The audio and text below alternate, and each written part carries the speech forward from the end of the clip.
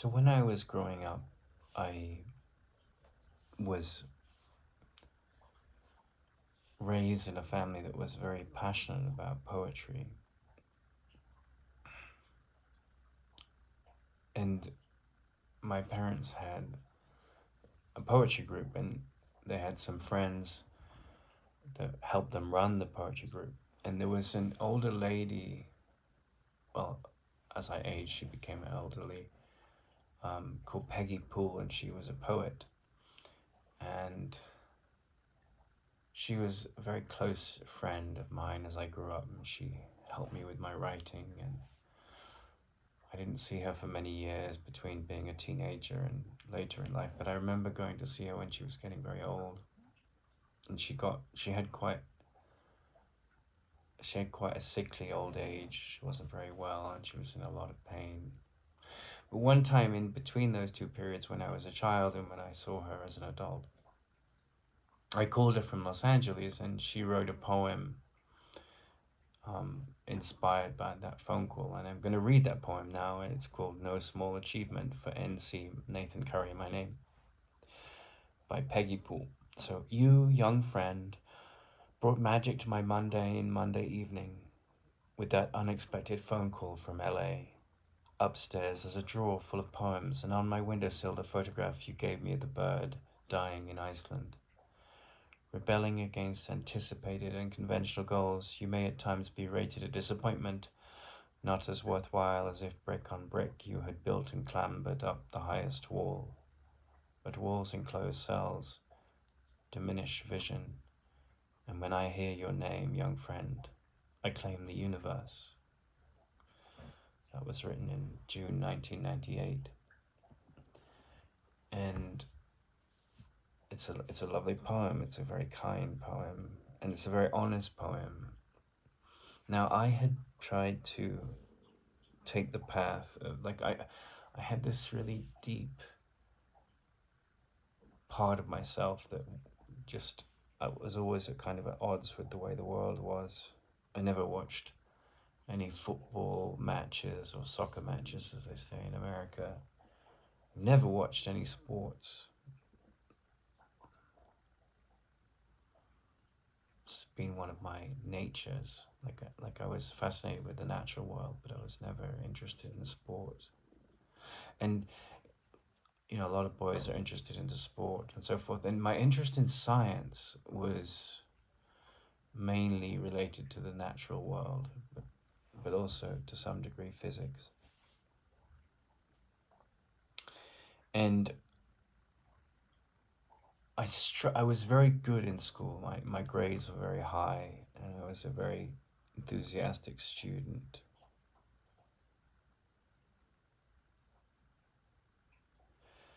But with finding a career path, I struggled. And the thing that I found most, I thought maybe I'd be a natural history filmmaker or presenter. But I sort of honed my feeling of this is the path to meaning when I was sort of 16 to 18, and I got pulled in the direction of evolutionary biology.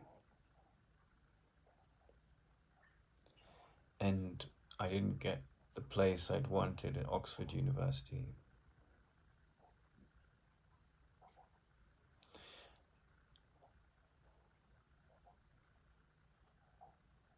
But if you're struggling to find meaning in your life, this video talk might be helpful, because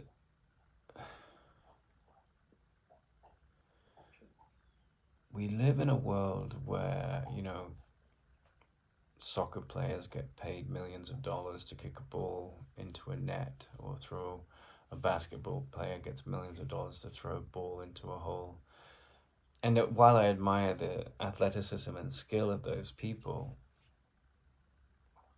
no disrespect intended to them, I've never thought it was like anything of any great significance. I know that sports brings a lot of people a lot of joy, and that's wonderful. But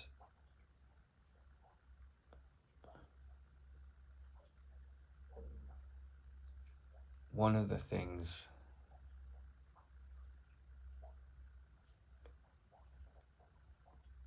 that I've found about humans is that we are social animals, and that's also wonderful.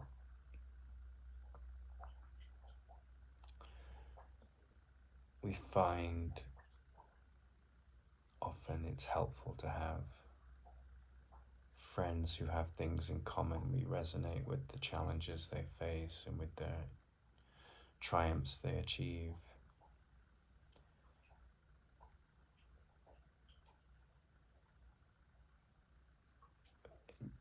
In the story I'm telling, it's a strange story because the failures that I'll reference in this conversation, in this monologue, sort of represent successes, not successes in the world, but successes in a deeper understanding.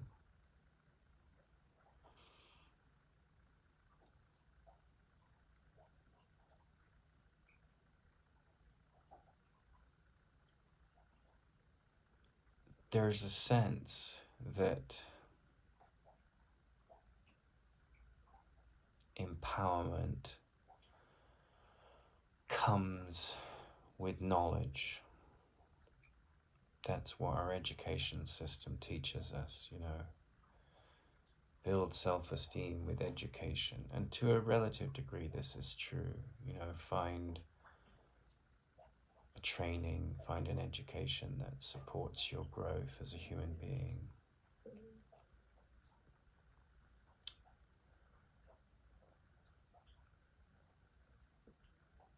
But I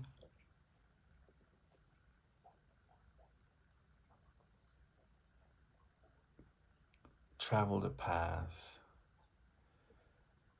where, without doubt, the most important thing for me was meaning. And I would say that probably the best definition of meaning is the understanding of healing. Now, let's say you're in really good health, you run 3 or 4 times a week, you don't have to see a doctor, you haven't seen one for 10 years or 30 years or 50 years, and you're in a happy marriage, and you don't fight with your husband or wife. Or you're single and you have a set of hobbies that interest you and you're pretty content. You might turn around and say, well, I don't need any healing. I've got my life's together. Everything's okay.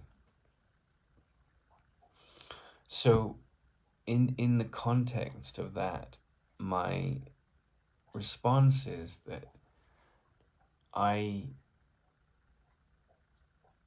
was pretty good in school, and I reached a wall with the scientific method. Like, if the essence of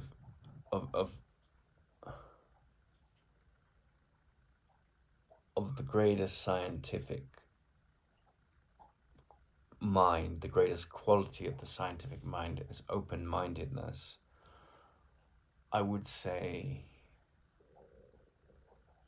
I reached the wall that I'm speaking of because my mind was very open, not because it was closed-minded. And if you meet a lot of scientists today, many of them are atheists.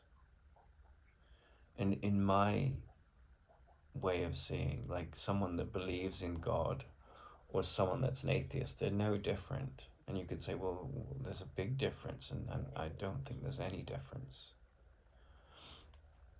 And I'll say why. Because both are masks. They're both ideas, they're both belief systems. And I don't condemn or judge, anyone, whether they're an atheist or a believer in God. More power to them. Let them use their free will as they choose to. But science, it means to know, and obviously any kind of knowledge, whether it's relative knowledge or absolute knowledge, it requires discernment, to know how to unscrew the top of a bottle takes discernment.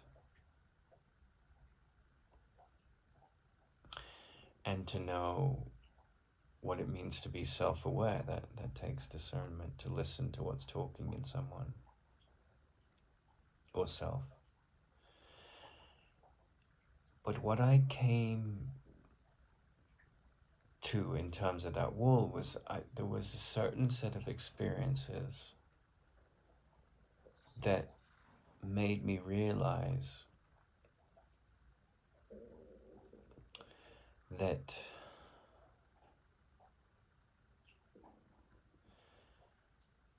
we have these monkeys and these rats in the laboratories and we run tests on them.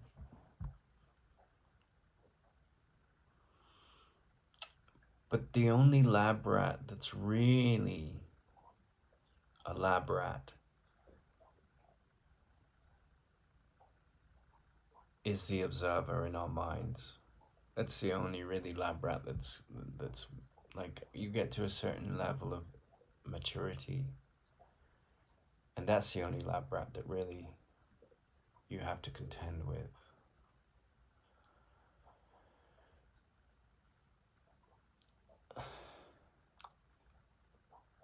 And then last year I went to Edgehill University to get a degree in psychotherapy.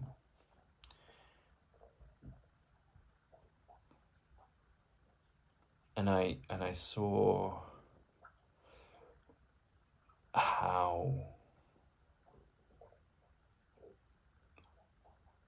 often delusional the thought system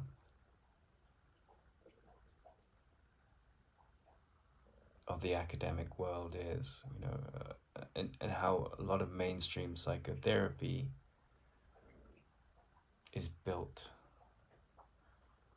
on ego thought systems, ego beliefs. And an example of that is like, I'm a victim of men, or I'm a victim of women, or I'm a victim of my mother, or I'm a victim of my father, or I'm a victim of my rapist, or I'm a victim of this or that abuse. And in fact, I had a lot of abuse happen to me on that university degree.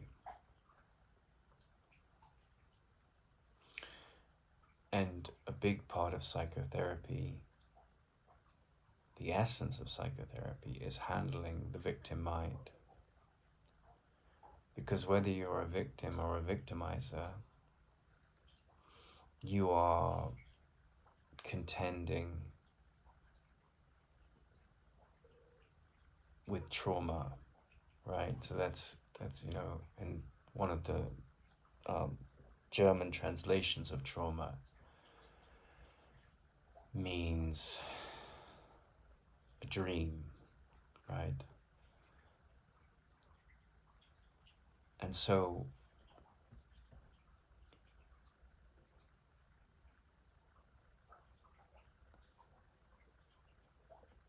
at the most sophisticated and therefore most simple end of the spectrum of psychotherapy, there's a mystic, right? A mystic that is the problem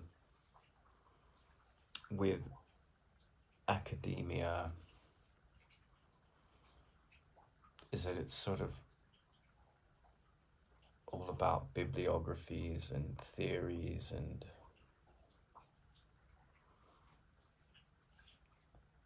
to a certain degree that's fine.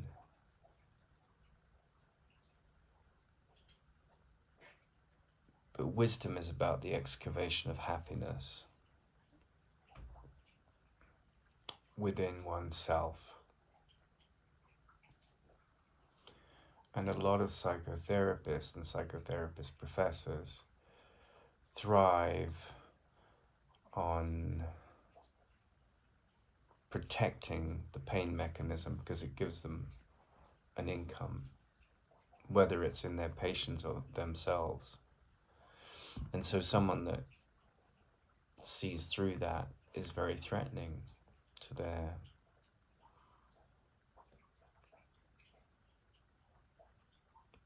power structure in their minds.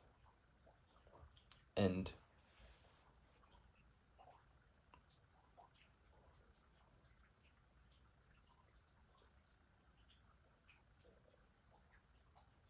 I have witnessed in my life that my heroes, and this is without a doubt grown with time. My heroes are saints. They're not Catholic saints or Christian saints or, or they've tended to be I've met someone that I would describe as a saint, and they just lived a normal life. They were a housewife. And my teacher, I would say he was somewhat of a saint. And definitely Ramana Maharshi, I see him as a saint. And Ramana Maharshi was an Indian sage that lived in India.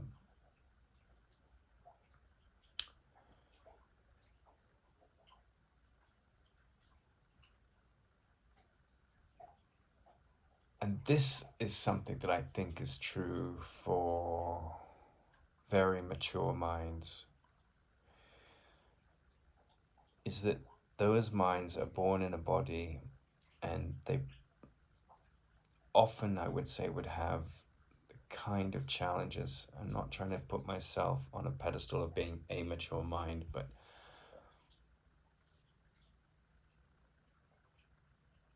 I'm saying that the kind of challenges I've had to face in my life, you listening to this recording may find some resonance with these things, and it may be helpful. Krishnamurti said that it's no sign of psychological health to be extremely well suited to an extremely sick world.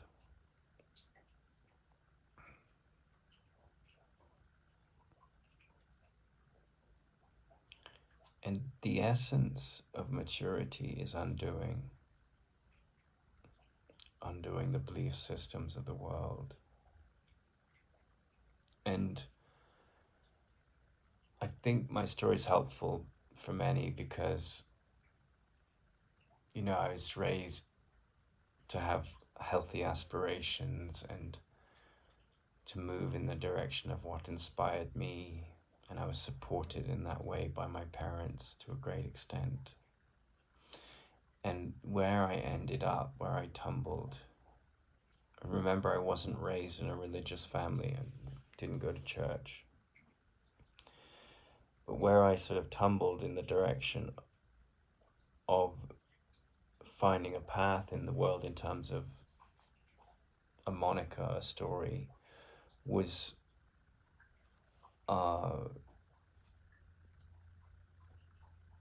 to be an evolutionary biologist. And then I started to see that there was something in the myths of man that was really, really important, the psycho-spiritual aspect of the myth. And I started to see that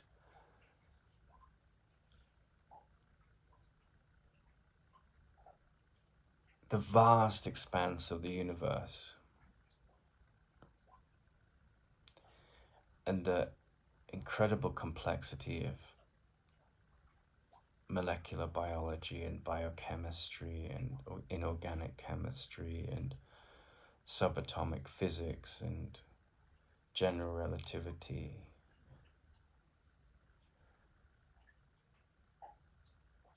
was fascinating and important at a relative level.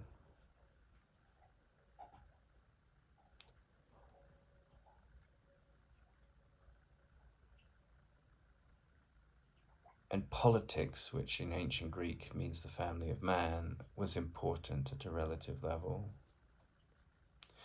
And freedom around sexuality and freedom of speech was important at a relative level. But there was a movement in me internally that couldn't deny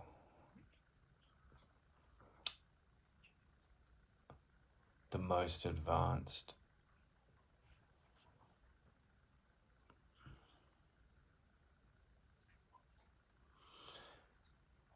realm of psychotherapy. In fact, it was something that I think I came fully formed, drawn to, because I would watch my parents fighting and I thought, as a friend of mine, the housewife said, she said that, you know, most adults seemed very sad when she was a child.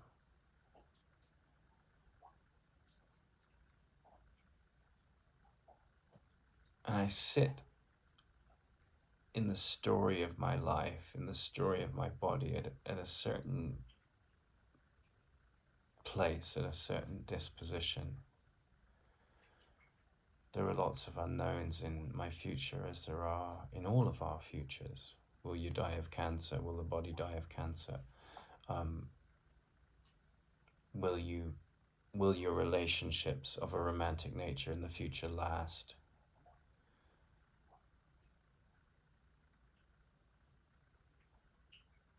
Will you lose your job? Will you change career? Like, there's so many things that you don't know that's important. Will your children die? Will you not have children? Will you have children?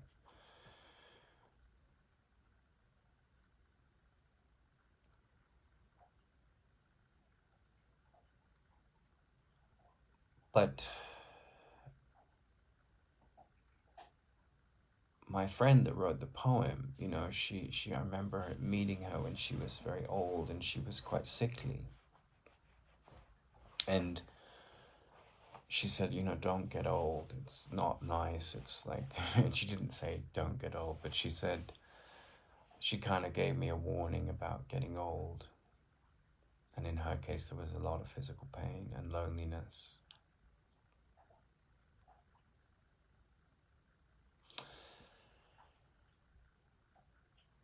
And she says in her poem, you know, you, my young friend, brought magic to my mundane Monday evening. But when I hear your name, even though you're ranked a disappointment by some, I claim the universe, right?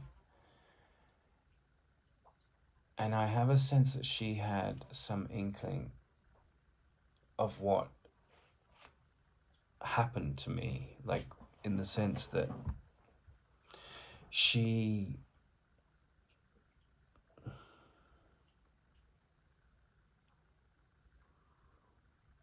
in that poem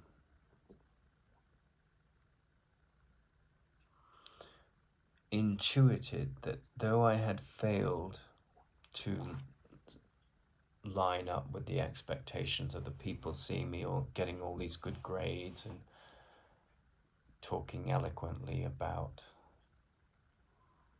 birds and evolution and nature and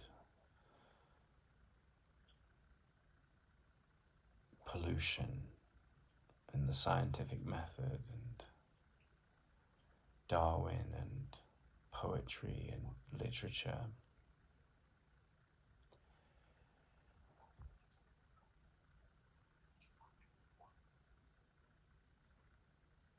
I had stumbled on a teacher that seemed very aware and that had a relationship to meaning and so healing. And these people that have, you know, sophisticated coaching advice about your career and what you need to achieve by the time you're 25 and all of this practical advice. You know, they may warn about the difficulties of life, or you may have a marriage guidance counselor that helps sit and listen with your partner about the problems in your relationship and the different viewpoints. But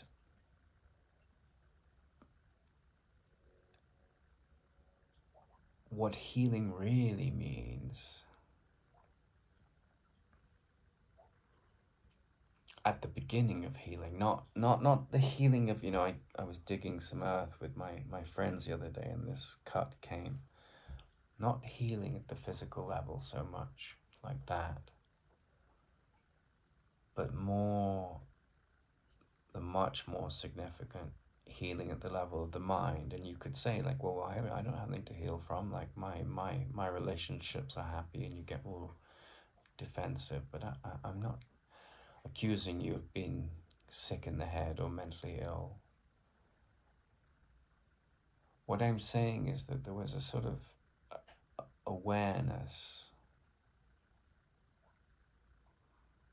that dawned on me that was a very challenging thing to come into, really, because I realized that healing wasn't anything to do with the body. Now, I'm on a special diet to heal my skin, so it seemed to be contradicting myself.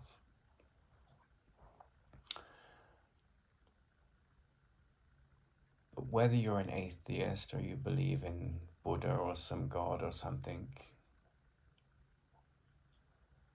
one of the most beautiful statements is,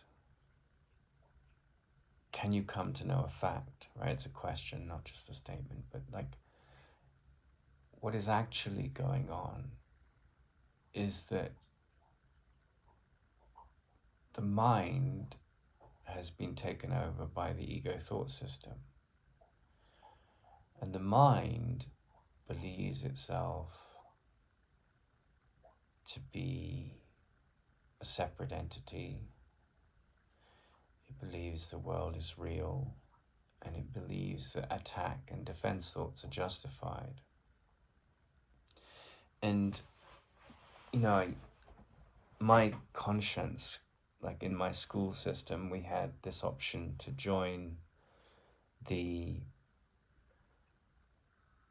armed forces for youth, within the schools. And I just, it was so alien to me, because I always had this belief, well, if you are not conflicted within your mind and you have a virtuous nature,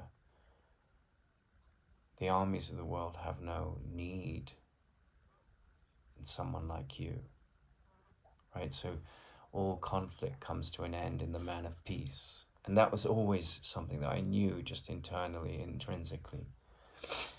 And I'm not judging or condemning the armies of the world. They come from a place of fear and condemnation and attack thoughts and defense thoughts. My nation, my in-group, my tribe. And that's just the way of the world. But there was always a sense that was insane to me, and I still see that as insanity. I don't judge it. It's not me saying you're insane, you're bad, because that's a value judgment. It's just insanity, right? If you want to end conflict, you end it in yourself, because everyone does that and there's no conflict anymore.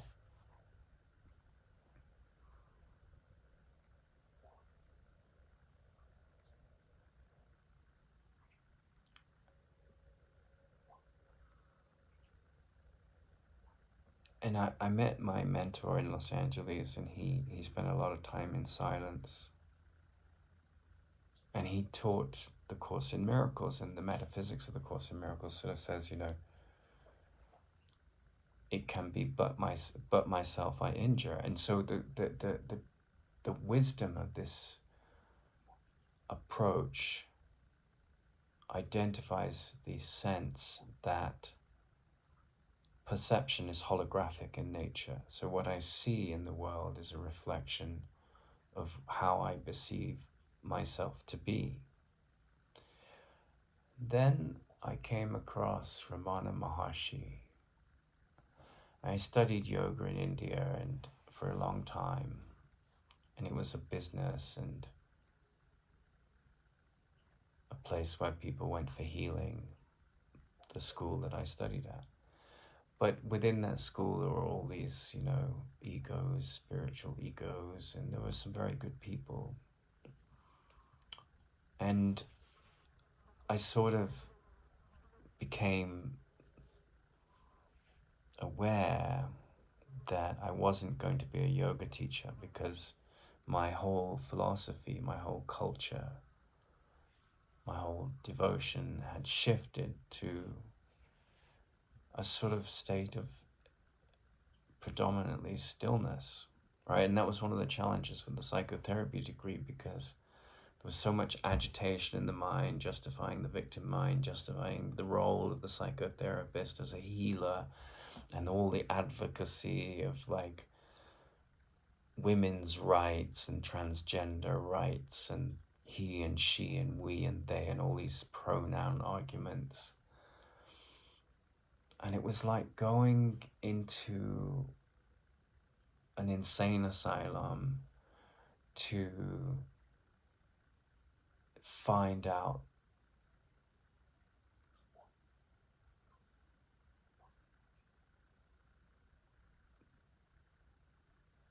the therapist wasn't a therapist. The therapist was part of the insane asylum.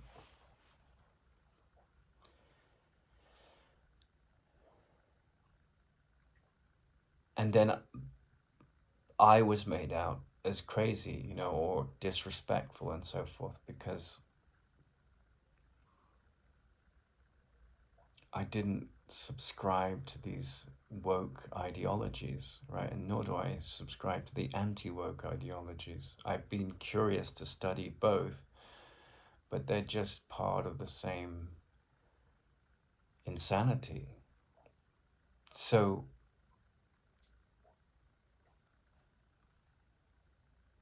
one of the immense challenges is that the world thrives on conflict. Challenges for someone that's coming to see what meaning is and what healing is. And meaning and healing lie in seeing that, my attack and my defense thoughts keep me trapped in an identity that is harming itself, because all the heroes of the great myths that are of a spiritual nature, whether it's Parsival reaching the state of consciousness in himself where he lives in the world and does what needs to be done, but he doesn't identify with the negatives and the positives. He aligns his mind with the neutral angels that descend from heaven, and the symbolism there is that, everything you see in the universe is neutral until you bring your ego thought system to it. And when you give over what you see to the thought system of spirit, then the defense and the attack mechanism, the identity that you've taken yourself to be, comes to crisis, right? And it's like, oh, well, I'm not a success in the world. I'm a failure in my, or I am a success in the world, but I'm not happy. And so the failure, the great crisis that wisdom brings you to, is that you're at the door of a mansion, and on the door it says, I am not the body, right? But everything you testify to defines you as a body. The fashion industry, everything is about making this character which is built around your name that's associated with a body, pampering it, and then like the psychotherapy industry is around supporting the mental illnesses and neurosis that come to the mind that associates itself with the body. But real healing is about looking at the insanity of all that and the self-concept that goes with it. And so there's a lot of professional psychotherapists that stand on pulpits and, talk about trauma and, sound very erudite. But they're completely wrapped up in this self-concept of being someone who's a healer when they're actually a wounded healer. And then doctors who thinks they're healers, but really they're just mechanics and they do great work often.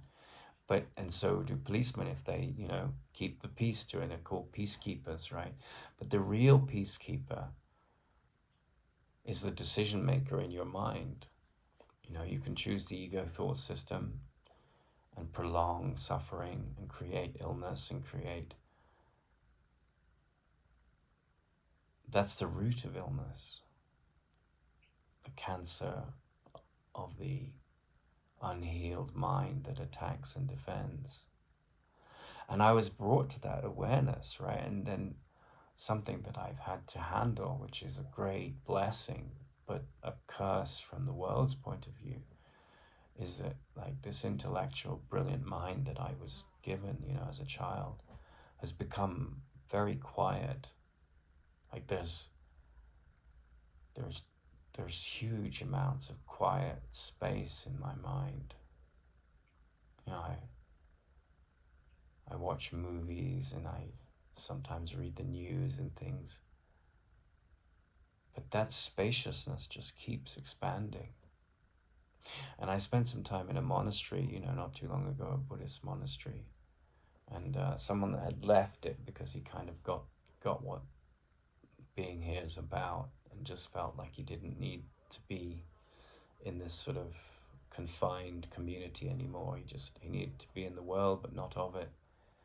He said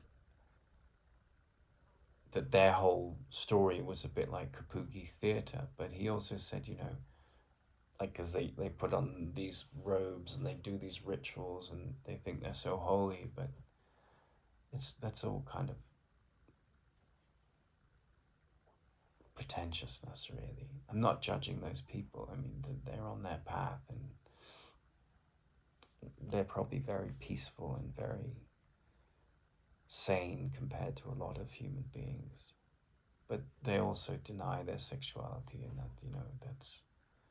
that's a sort of violence in itself that just drops away when you're ready. Not that it's a bad thing. And it isn't. It's just part of the nature of the body. But he said, being a monk is becoming comfortable with boredom. And, as a child or a youth, you're like, well, where's the fun in that? I want to run around and have adventures. I've had an enormous amount of adventures in my life. I've lived in 32 countries. That's no small amount of places to live. And I've lived in many places in those different countries. And that's 5 continents that I've spent time on. If you include the Canary Islands as sort of an adjunct to Africa, although it's not. But you have the influence of North Africa there. I haven't been to Antarctica. And I've been to Oceania. So I haven't really been to Africa, but I've lived in other places. So I know the planet.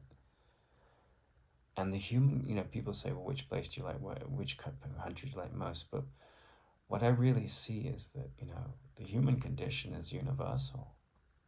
And that's where you get to a character like Ramana Maharshi, and he's saying the nature of your being is happiness. And then you go to the psychotherapist and they're so invested in your struggle and your psychological pain. And then you go to,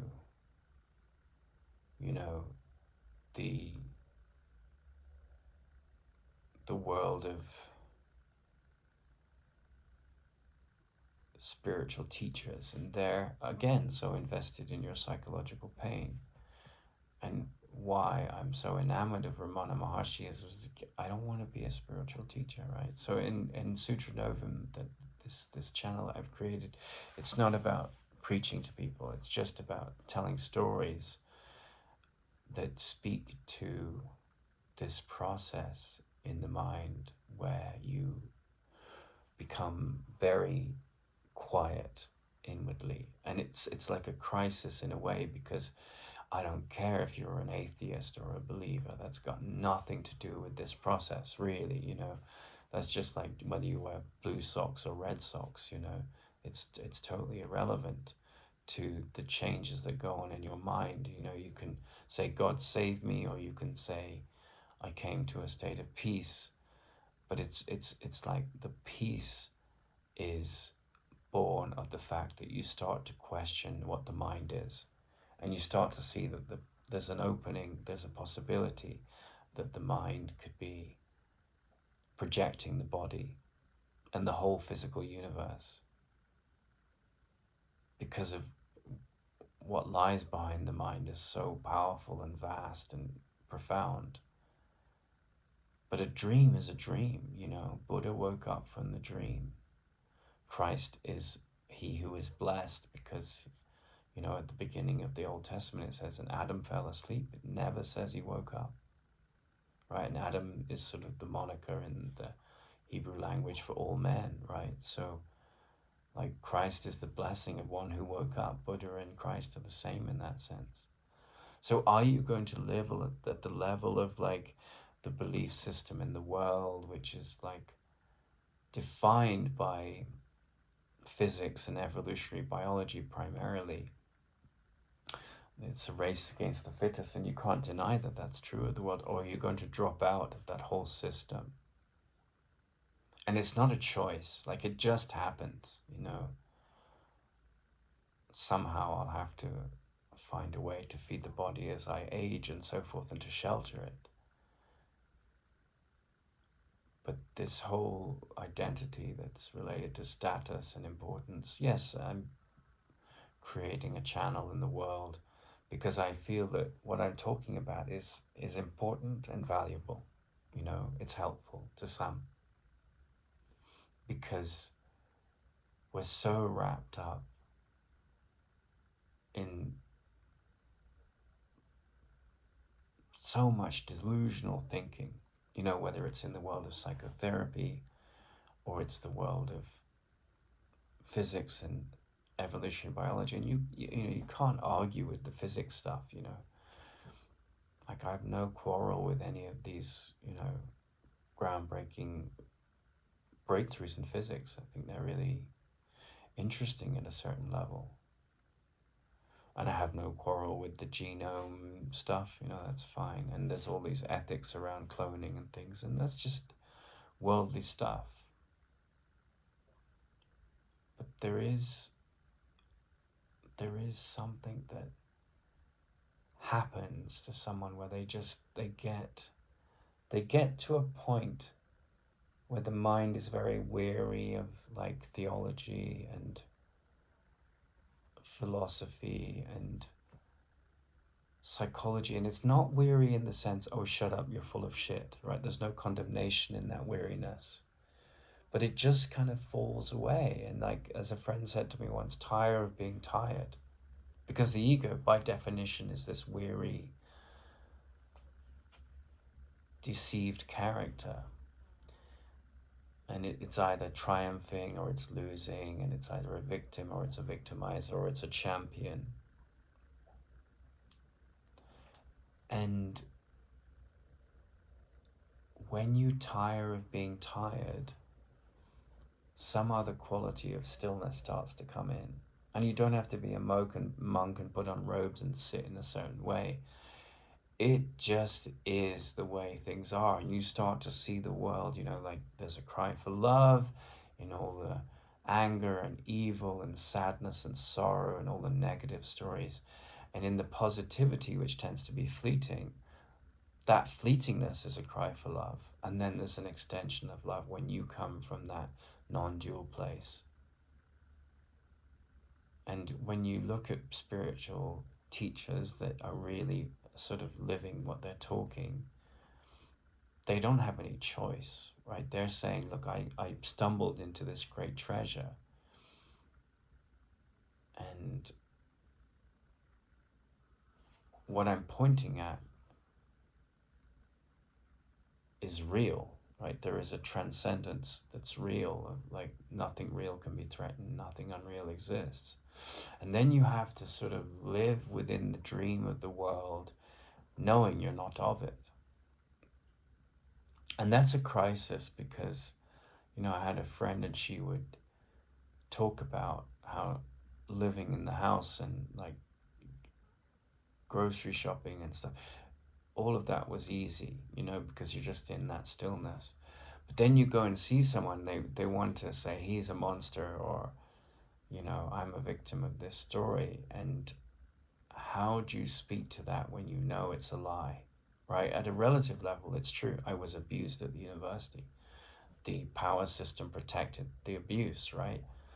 But then at another level, I've come to the awareness, that was just people, who were using these false victimized, weaponized stories to attack me. So they were coming from a place of ignorance, and they were wrapped up in a fearful belief about who they saw themselves as, and they needed to attack and defend.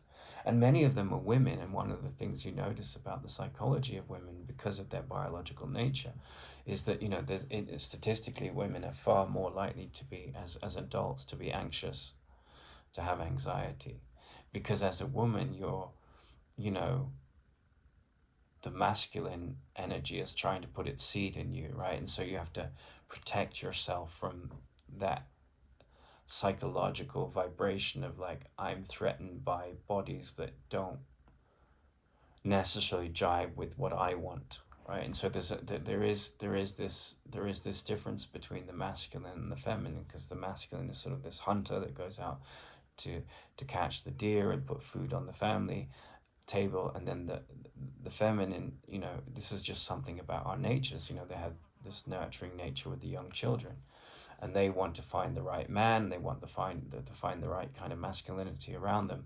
And when they feel threatened, they'll cry wolf, even though that threat may come from their anxiety perceptions rather than the truth of what's actually going on. And so, there was a woman on the course, and she said, she had this story going on, and I'm a lesbian, my ex-husband was, something toxic to me. And so she had this radar in her head that tried to put that on other men, right?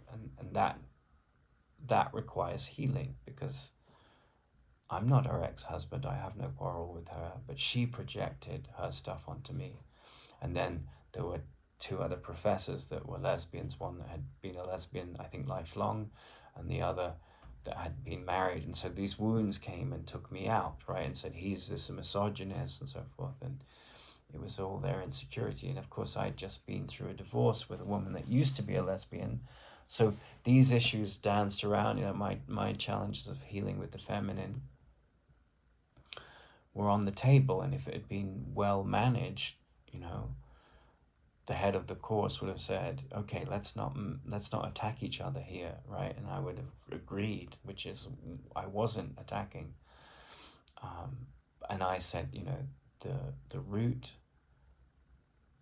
solution to the search for safety is the ending of attack thoughts. And one of the people on the course said, what has attack thoughts got to do with safety? Well, that's where meaning lies, And so I'd walked away from evolutionary biology, because if you look at evolutionary biology, if you have the bigger teeth or the faster capacity to move through water, and you're the stronger survive, right? So in the world of evolution, to a certain degree, it's the world of ego. But then this dual vertical perception that comes in, it's not about the fangs and the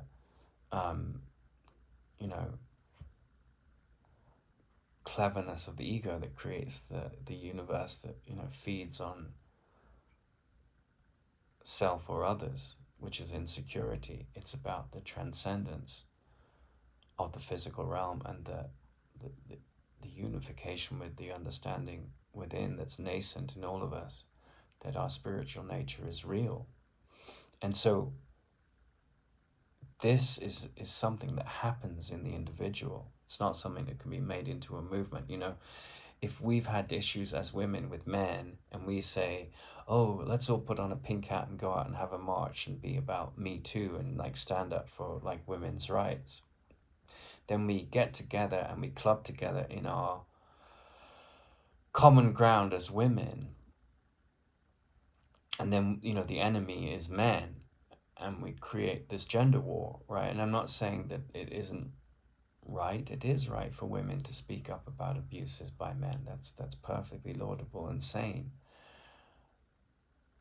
But what I'm saying is that when those voices become about male bashing a whole gender,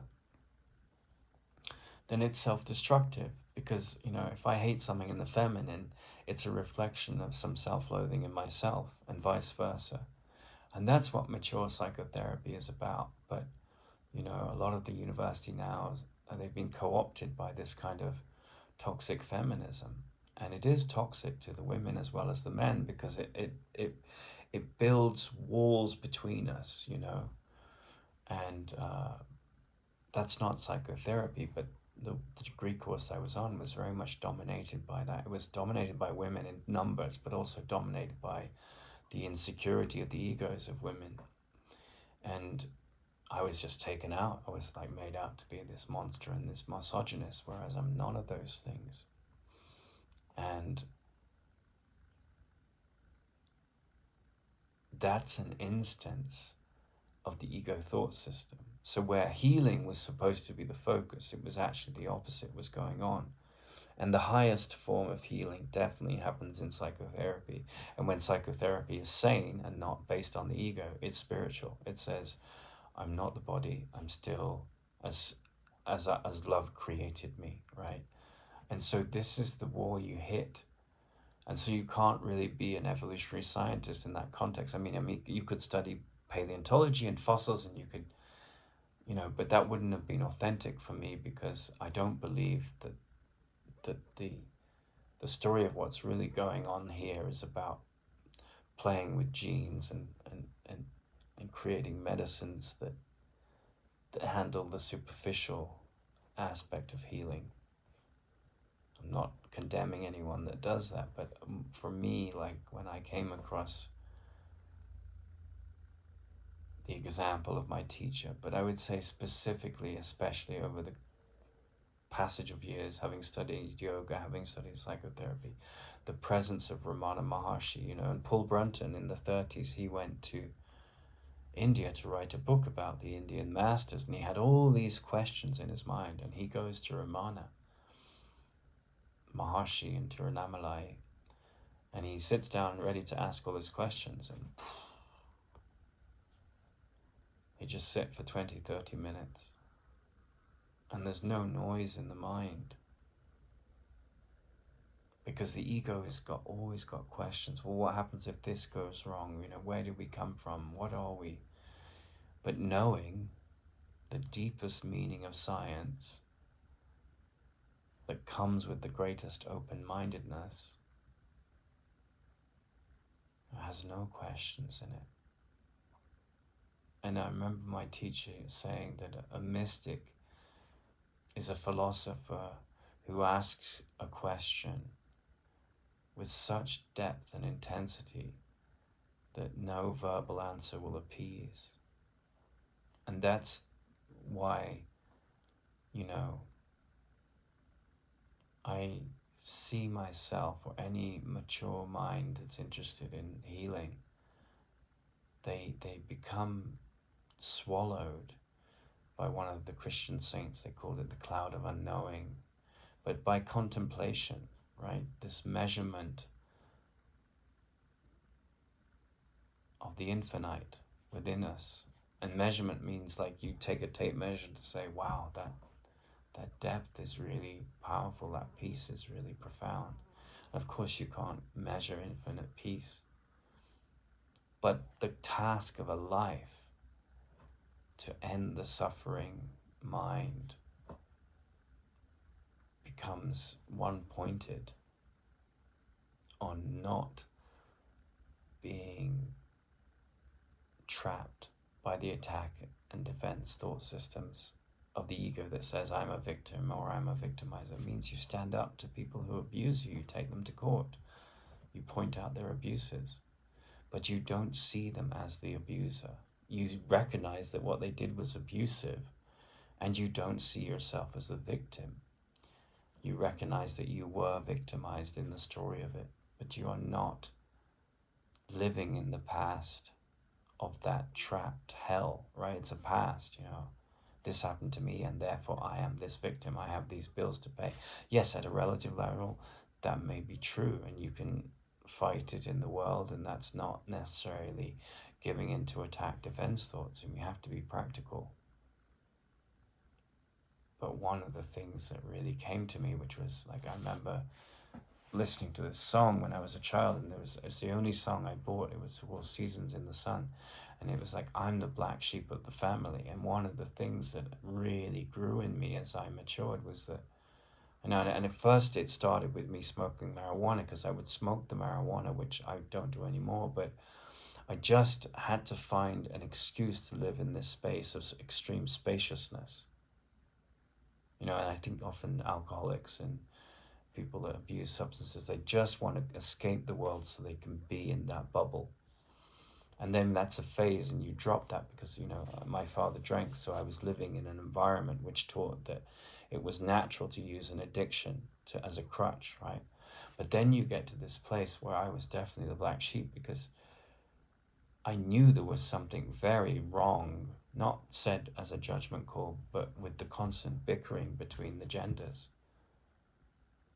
between my parents, right, and all the pettiness. And raising a family can be really challenging, especially when you introduce children into the story, because there's different parenting styles, and there's pressures over money, and the children have needs, and they're whimsical, and they're angry, and they're upset, and so forth, and they have different temperaments, and they want different things, and they fight among themselves.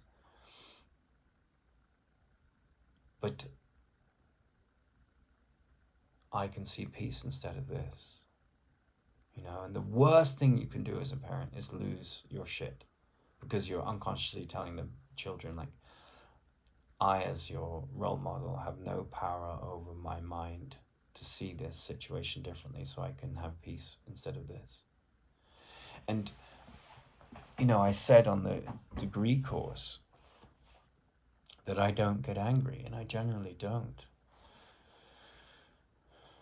And then they took me out, they accused me of being all these things, and it was very, very threatening to my peace. And it was a traumatic experience, and I had to go through that, and there was a lot of internal anger that came up, but I didn't go and try and hit someone. I went to the different authorities to point out the abuse that was happening. And the aftermath of that was that I was just, in a place now where I realized that what I was saying was true, that anger is never justified, right? But that's not the case from the ego thought system. The ego has issues with Donald Trump. The ego has issues with the horrors that go on in North Korea. There's endless stories to justify our anger. That keeps you trapped in the dream, asleep. And so the therapists come along and say, oh, I'm so compassionate. But it's really narcissistic compassion.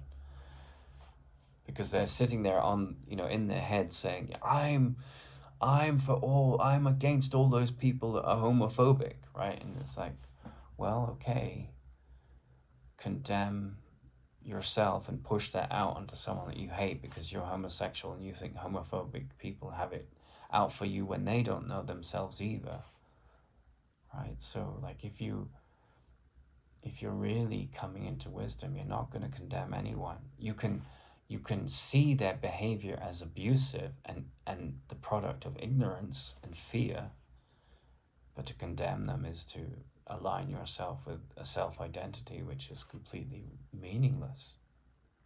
And so this is why my failures, not becoming a psychotherapist in a system that promoted like victimhood in a very toxic way and weaponized it, and then not becoming an evolutionary biologist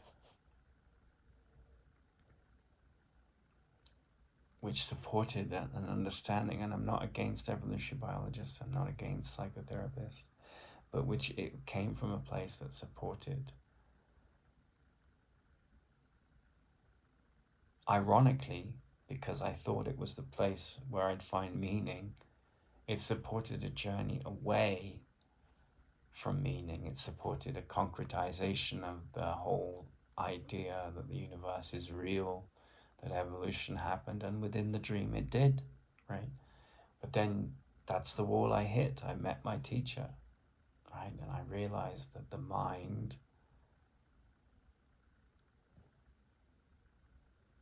has projected this universe into form. And healing means retracting your identity from the hero of the dream, or the villain, depending on how you see yourself, to the dreamer of the dream, and then waking up from it. And that is maturity. And so I feel, because, my story is useful in that sense, because a lot of these people that you see, like this Adyashanti's a cyclist and so forth, and then he became a Buddhist monk and so forth. And I'm not, all of these characters are valuable and they have their role to play. But the story I have to tell is like, I really tried hard to fit into a system that could stand up like David Attenborough, and I worked with him, and tell a story to the world about what the world was and what evolution was and how important it is to preserve the extinct species and to do the right kind of agriculture, and I'm not against all of these things. I'm not against, using science and the application of science through technology in a mature way to avoid global warming.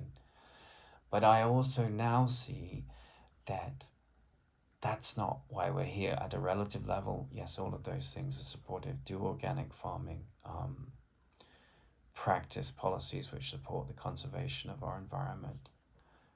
The real reason we're here is to wake up. And otherwise, we can get lost in the poetry of sorrow and the poetry of beauty, and we can think that doctors heal our sickness, when really the unconscious mind, steered by the ego, keeps us trapped in the body illusion. And my greatest failures have always put me into this place where I'm at a phase now where there's no attachment or attraction to smoking a marijuana or drinking. There's just a very, very quiet mind. And I've seen how I've tried to make it in the world. I'm not saying that I won't make it in the world. We have to. I won't become a homeless and a beggar, but I see the value of medicine. I see the value of doctors. I see the value of, picking up the trash. I see the value of AI. I see the value of everything that's going on in the world.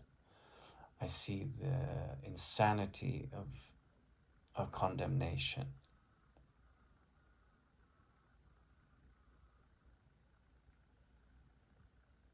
And I don't judge any of it. But mostly I see that there has been a sequence in my life where quietude, spaciousness, something that I was very threatened by because it was the only thing that deeply interested me. And I knew this as a naturalist. I wasn't off playing with kids so much, and I was kind of a loner that went off into the woods. And as I said, I was very threatened by the idea that, the most evolved being I would ever come across was this man that just realized it's a whole dream and dropped out and trusted in life. That was Ramana Maharshi. And everyone's going to have their version of that. Even if you're a dentist, you doesn't mean you have these experiences and you'll stop being a dentist. But you won't be, oh, isn't he terrible, or isn't this awful? You won't be pulled in by the gossiping, insecure mind. And the anxiety will start to drop away. And the judgment will start to drop away. And the clinging and the fear will be seen for what it is. And in my experience, these extremely difficult experiences that I've had each time have brought me deeper and deeper into the very quiet mind. And you see the people and they're getting, well, I need to fight for gay rights, or I need to fight for straight rights, or I need to fight for children's rights, and that's just all going on, and you don't judge it. Because it's what's happening, you accept it. But then one of the things that really comes up is that you're no longer making a problem out of any of it, because your devotion to stillness and quietude and peace, it's not even your devotion, it's just something other that appears to be different to what you think you are has taken over, and it's what you really are.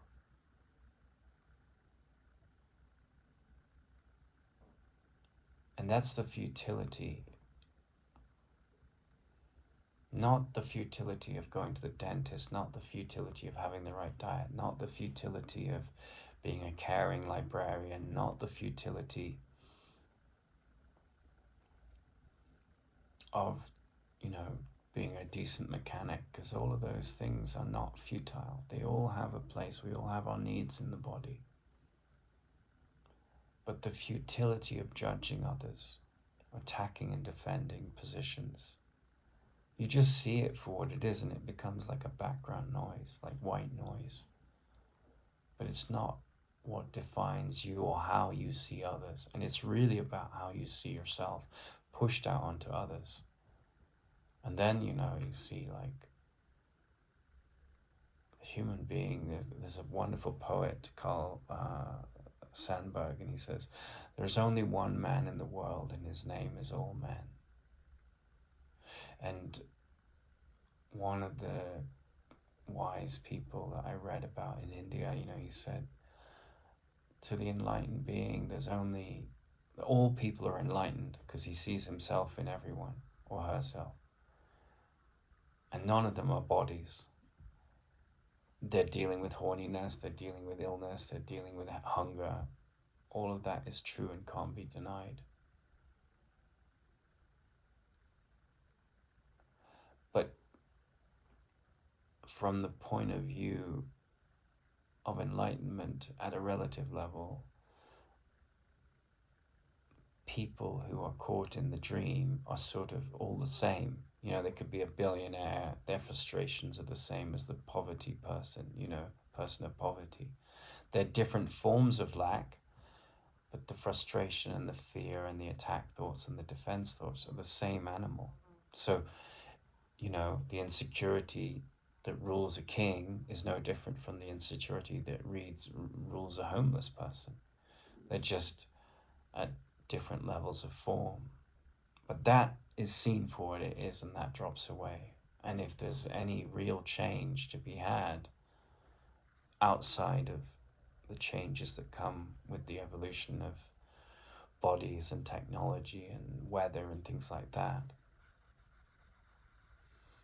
which is all external to a degree. I mean, of course, that all starts in the mind. But the real change is when you see that changing story that you think is what defines you doesn't define you.